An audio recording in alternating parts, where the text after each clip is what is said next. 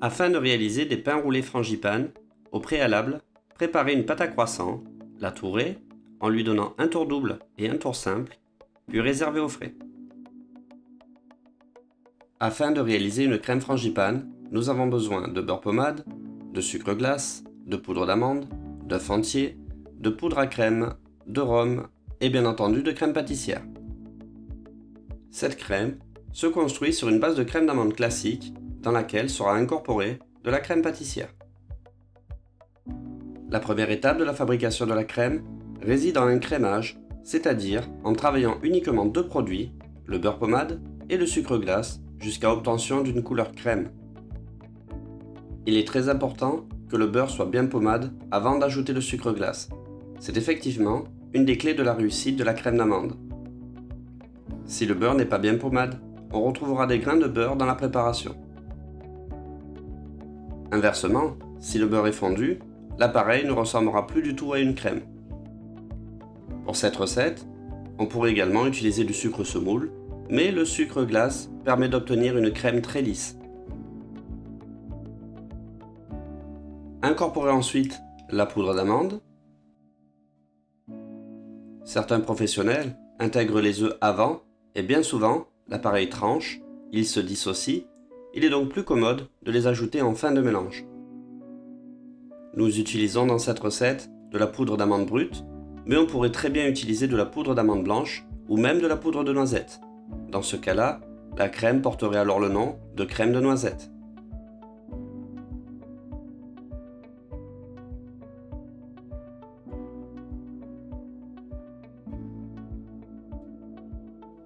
Intégrez les œufs petit à petit, ce qui nous permettra de bien émulsionner l'appareil.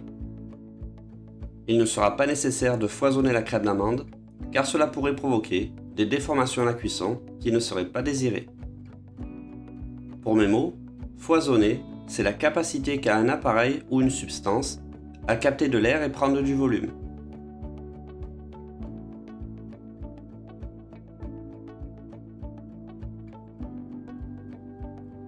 Une fois le dernier œuf ajouté, lissez bien la préparation afin de la rendre totalement homogène.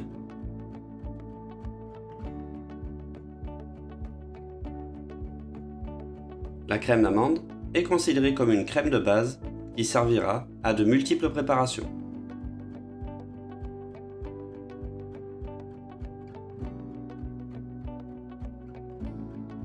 Afin de lui donner un peu plus de tenue, incorporez de la poudre à crème qui peut être remplacée par de la farine.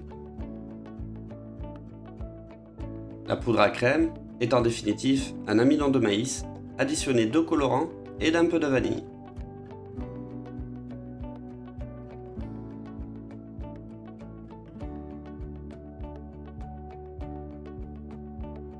Parfumez pour finir la crème d'amande avec du rhum ambré.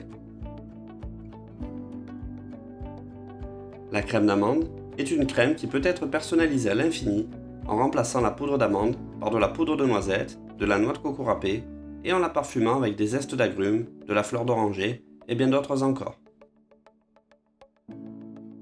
Afin de confectionner la crème frangipane, qui fait partie des crèmes dérivées, lissez la crème pâtissière.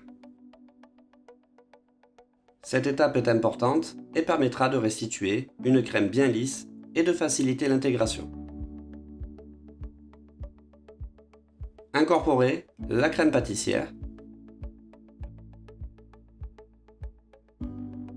Pour réaliser une crème frangipane, il faut globalement un quart de crème pâtissière pour 3 quarts de crème d'amande. Mélangez le tout énergiquement et réservez au frais avant utilisation.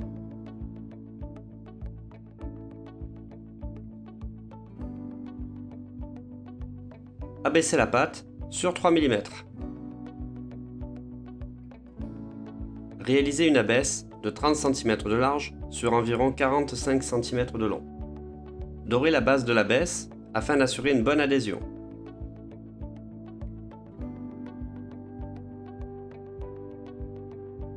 Répartir la crème frangipane à l'aide d'une spatule sur la totalité de l'abaisse, excepté sur la partie contenant de la dorure.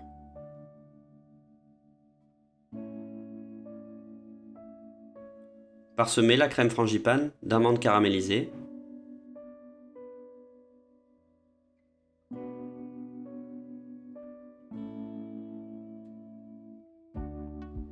Roulez ensuite l'abaisse garnie en veillant à la serrer bien à la base.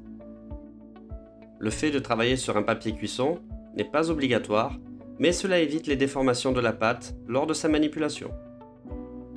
La pâte étant élastique, celle-ci pourrait se déformer, s'allonger ou même se rétrécir. Une fois roulée, entreposez en cellule de refroidissement ou en surgélation afin de faciliter l'étape du détaillage. Parez les bords si besoin et détaillez des tronçons de 2,5 cm d'épaisseur.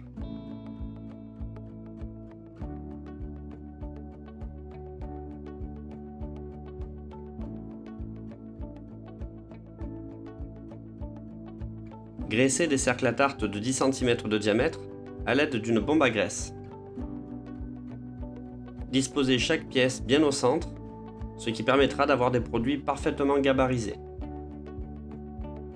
Une fois les pièces façonnées et positionnées sur plaque, elles vont partir en chambre de pousse afin de fermenter. Cette deuxième étape de fermentation se nomme l'après.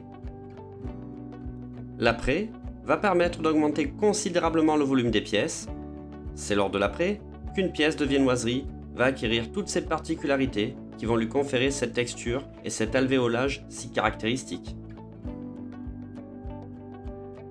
L'après mené à son terme, on observe un bon gonflement des pièces. On peut enfourner environ 20 minutes à 160-165 degrés.